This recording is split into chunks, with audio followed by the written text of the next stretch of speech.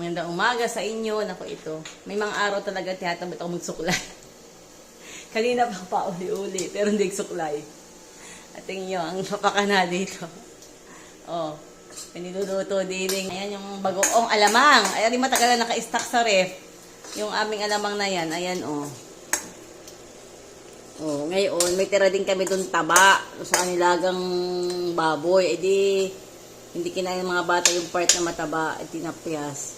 At ayan nga, taman-tama naman diga panghalo diyan. Ari alamang na binili na, binili ari na yung walang timpla. Tingnan nyo naman ito sa amin ay. Talaga namang hindi pa ako tatanggal ng mga, ayan, mga kaunting Christmas decor. Ay ako tinatamad pa, ewan ko baga. Baka ako'y magpang-abot na naman ang isang Pasko, narinig pa. Tingnan nyo yun.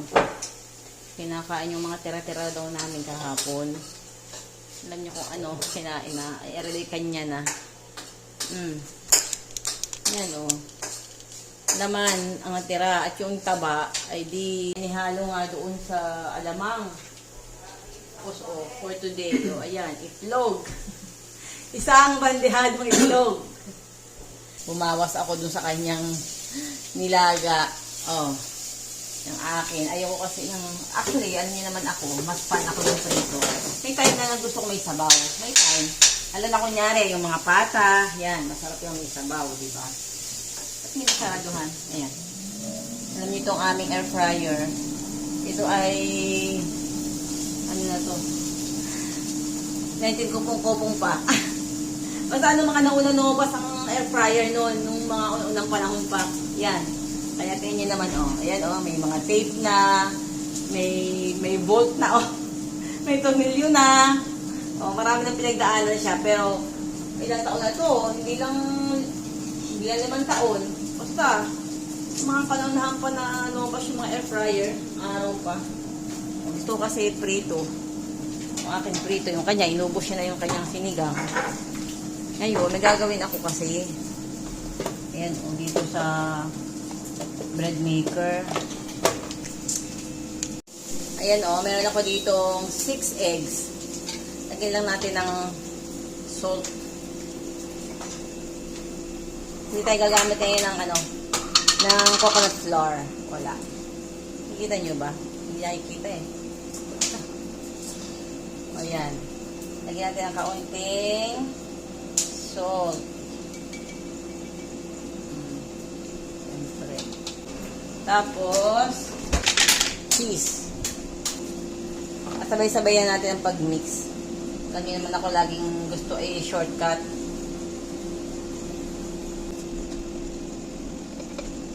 Papakita ko sa inyo. Tingnan nyo. Luto na yung alamang. Nilagay na sa bote. Sikip sa bote. Sabi ko lagay mo sa taas ang iba. Ayan nga. Aba. At saka yung kanyang nilagang itlog. Ayun, utik-utik niya. Diba? Nilagang itlog na may alamang, na may taba. Sarap. Ayan, ito na yung ating 6 eggs, tapos ilagyan ko lang ito, grated cheese, siya konting salt. Ito na. Cheese na natin. Maglagay ng cheese. Ayan. Pinainit ko na itong ating Ngayon, lalagyan ko yan ng kaunting butter. Nananaid na lang tayo ng butter. Wala na palang butter. Para lang sure hindi dumikit. Although non-stick, pero para sure.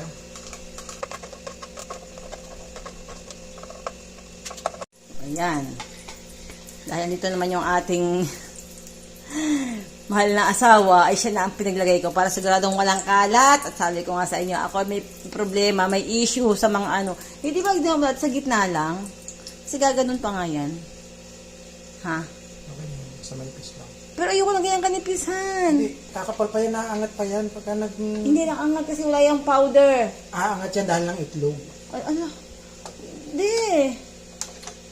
Ayan, dahil... Aapaw yan, tingnan mo. Hindi kasi dapat sa gitna mo lang ilagay. Tutulo naman talaga sa gilid yan. Ayan, yan po. Mamaya ito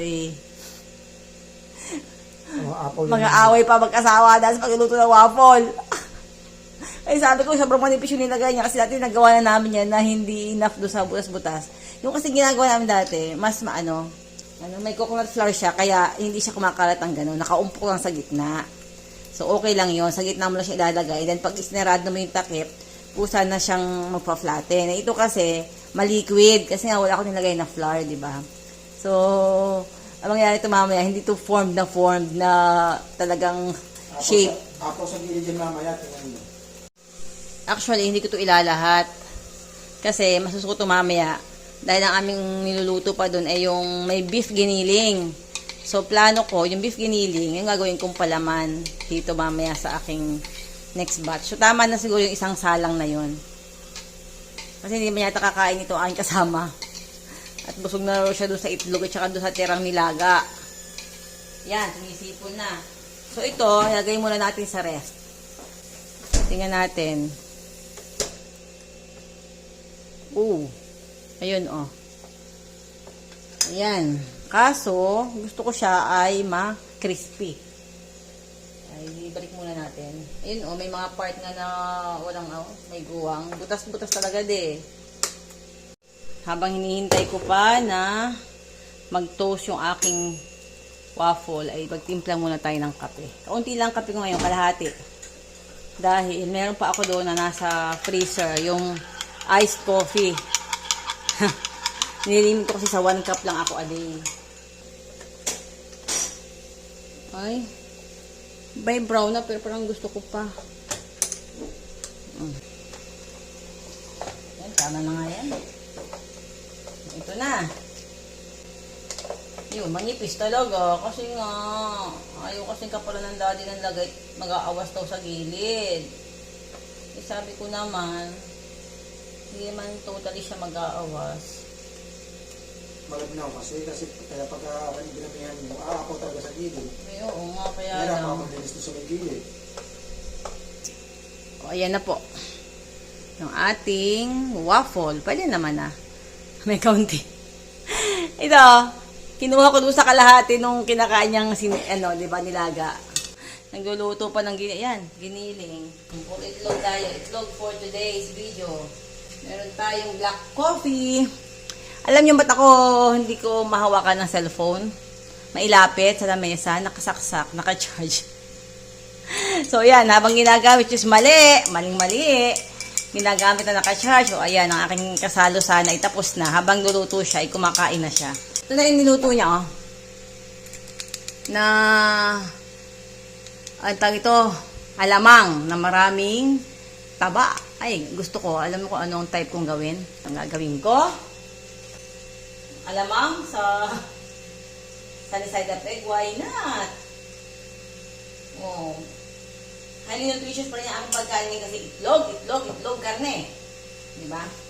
Kami tayo ulit kakain ng beef. Ayan po, habang nakaupo na ang aking partner sa lamesa. Nagkakape na siya at tapos na nga siyang kumain ang kanya habang nagluluto. Nagkakain na rin ako. Okay, happy Sunday everyone! Wala mang gaanong ganap ngayon sa bahay hanggat maaari. Ayoko gumawa ng mga trabahong bahay na may bigat pag Sunday. I hope mapangatawan na. May konti rin pero wala akong bibigat. Okay, bye-bye! Thank you for watching! See you on my next vlog!